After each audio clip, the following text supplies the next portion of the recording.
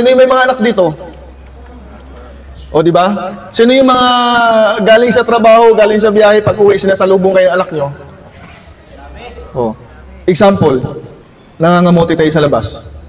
Hindi tayo nag-iingat. Nagkamali tayo. Ngayon, sinong sasalubungin ng anak ninyo pag namatay kayo?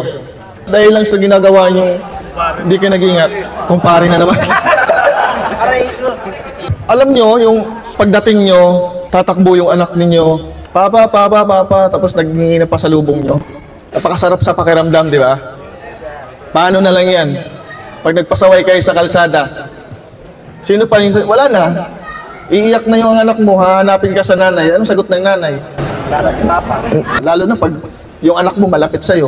Kaya ako sinabi to, dahil baka nakalimutan na natin pag nasa biyahe tayo, na may pamilya tayo, may mga anak tayo, may pamilyang naghahantay sa atin, may pamilyang nagmamahal sa atin. May mga taong nagmamahal pa sa atin. Huwag nating sambahin yung pera. Sambahin natin yung nasa taas. Isang paalala lang ha. Kung ano man yung mga nangyayari ngayon sa SOCMED, mga sir, hindi po kayo kasama doon sa mga bangayan na yun. Ayaw na ayaw ko po talaga na nag-aaway kayo kahit anong platform yan, na nagbabangayan kayo sa social media.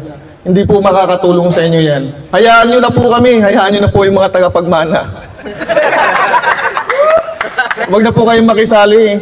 Dahil pagka mayroong nakisali sa inyo, hindi naman admin o staff yung mga kalaban nyo dyan. Yung kapwa nyo rin rider na pagtatanggol din yung ibang platform. Magkaroon lang kayo ng bangayan, siraan. Sino pang ibang magtutulungan sa kalsada? Kayo at kayo lang din. Nandito po kayo sa Joyride para maghanap buhay, para kumita, para sa pamilya.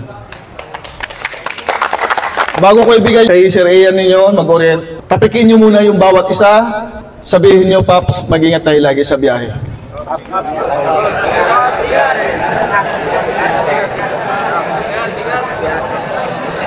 Di ba napakasarap sa pangaramdam yung nakangiti kayong lahat?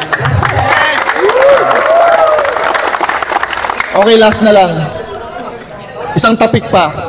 Paps, kahit anong mangyari, kahit anong kulay ka, magtulungan tayong lahat.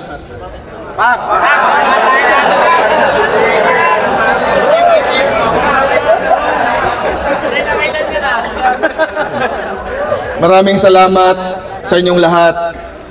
Mamaya pag-uwi ninyo, mag-ingat po kayong lahat.